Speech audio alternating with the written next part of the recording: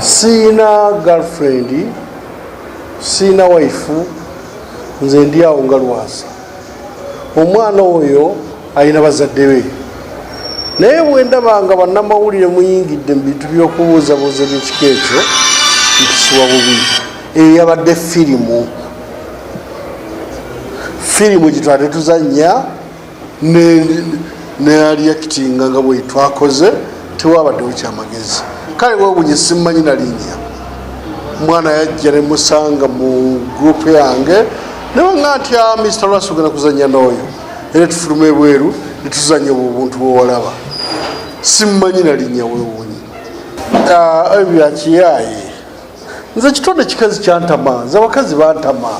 Bankyawa ne mbakyawa sibaagala. Kati ebyo byombuuza byonna bambi. Eri yadde firimu era nale simanyi nti banakalikodinga batandika ate okukazannya. Naali mbadde manyi kajja kufulumira mu firimu egyenzannya.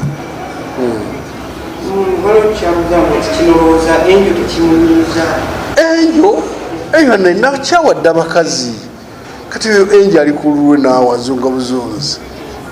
Munnange abantu abo saala bayingira musagala saagala nnyo kuyingira mu bintu ebyo naye nandirowoozezza nti ekyo si kirungi ku muvubuka.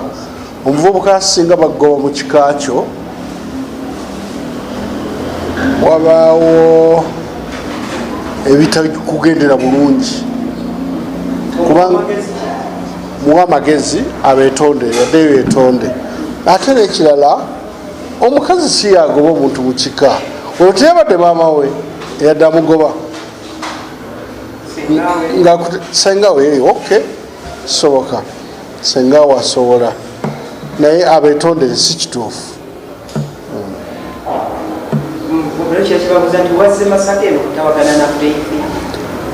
Feesi yagenda bweru tali mbuno. Feesi teyagenda dda. Feesi baliranda ne wawa talimu. Masaka nzijayo nga zeewaana. Nga naye bw'onaagenda ewuwo.